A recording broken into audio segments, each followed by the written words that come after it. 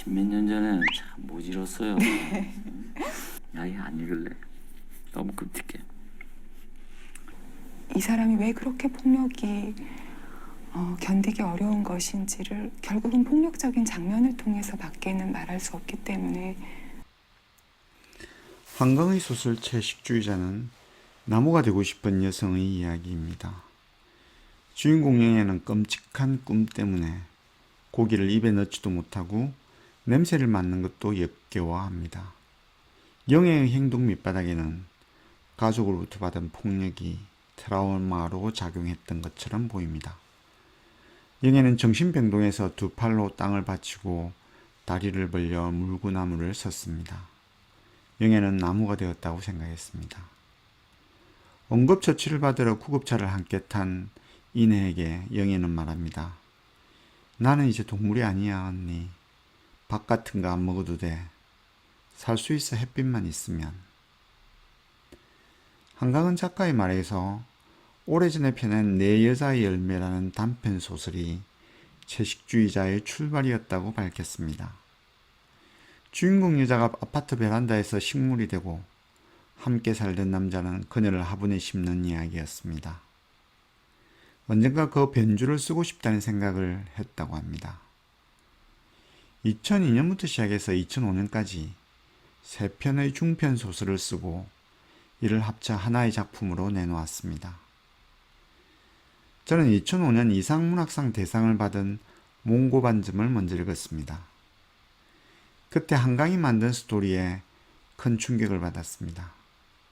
노벨문학상을 받을 줄이야. 첫 번째 소설 채식주의자는 영애 남편의 시각으로 글이 전개되었습니다. 특별한 매력도 지적할 만한 단점도 없는 평범한 영애가 채식주의자로 바뀌고 급기야 정신병동에 갇힐 정도의 환자로 변하는 모습을 보여줍니다. 폭력을 관심으로 인식하는 남편은 결국 영애와 이혼합니다.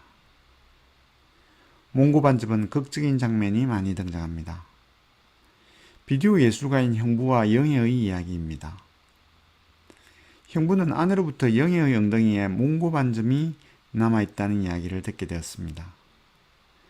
그는 남녀의 몸에 화사하고 정열적인 꽃을 그려서 두 사람이 교접하는 작품을 찍고 싶은 예술적 상상력에 사로잡혔습니다.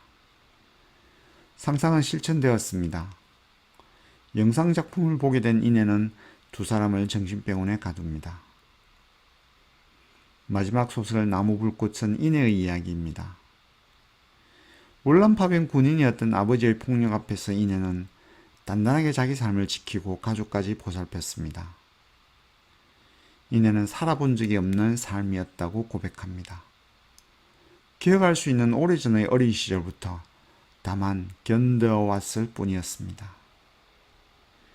이는 정신병원에 갇힌 영애를 극진하게 보살피는 것처럼 보이지만 동생을 이해하지는 못했습니다. 영애에게 이내는 가족이란 이름으로 폭력을 행사하는 가해자일 뿐이었습니다. 저는 다른 시각으로 채식주의자를 읽었습니다. 세 권의 중편 소설을 해체하여 욕망이라는 끈으로 3명의 주인공을 묶었습니다. 이내의 욕망은 비디오 예술가인 남편에게 향했습니다. 이내는 화장품 가게를 하면서 가족의 생계를 책임지며 아이도 키우지만 예술가인 남편을 편하게 해주려고 노력했습니다. 그 밑바탕에는 자신의 욕망이 담겼습니다. 작가는 이렇게 말합니다. 그녀가 간절히 쉬게 해주고 싶었던 사람은 그가 아니라 그녀 자신이었는지도 모른다. 형부의 욕망은 영애입니다. 가족이 모인 식사 자리에서 억지로 먹이려는 장인의 폭력에 맞서 한 채의 망설임도 없이 자신의 손목을 끊는 영애. 태초의 신비 몽고반점을 간직한 영애와 교감하고 싶은 욕망이 그의 삶을 지배했습니다. 이에 반해 영애의 욕망은 나무입니다.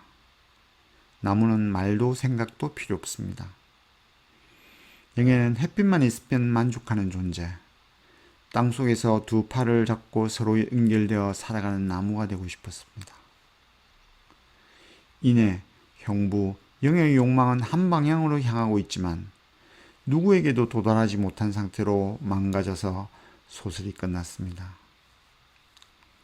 한강 작가는 마지막 페이지에서 영예의 입을 빌려 이건 어쩌면 꿈일지도 몰라 라고 말합니다. 꿈속에서 꿈이 전부인 것 같잖아. 하지만 깨고 나면 그게 전부가 아니란 걸 알지. 그러니까 언젠가 우리가 깨어나면 그때는 한강 작가의 작품 채식주의자가 꿈이라고 치겠습니다. 꿈에서 깨어나면, 즉 소설을 다 읽고 나면 우리는 어떤 모습일까요? 무슨 생각과 행동을 하게 될까요? 각자의 몫입니다. 지난해 연말 직장 독서클럽 모임에서 새해 첫 도서를 노벨문학상 작품을 원수로 읽자고 입을 모았습니다. 소년이 온다와 작별하지 않는다는 쉽게 마음을 내기가 힘들겠다는 의견을 반영해서 채식주의자를 읽기로 했습니다. 회원들은 지난주 모임에서 각자가 생각하는 책의 주제를 이야기하고 우리 주변에서 일어나고 있는 폭력의 다양한 모습과 자신의 경험을 쏟아냈습니다. 오랫동안 어둡고 차가운 지하실에 숨겨두었던 트라우마를 꺼내기도 했습니다. 책을 읽고 토론하는 과정에서 우리는 공감하고 지지하며 서로에게 온기를 불어넣었습니다. 문학의 힘입니다. 저는 이 소설이 질문이라고 생각했어요. 대답이 아니라. 그래서 우리가 식물이 되어야 한다는 대답도 아니고 또 우리가 뭔가를 그 언니처럼 견디며 살아야 한다는 대답도 아니고 이렇게 인간이 있기 싫어하는 어떤 사람이 있다. 이것 자체가 어떤 질문이 아닐까? 불편한 이 질문 속에 좀 견디면서 머물러 보는 게 어떨까?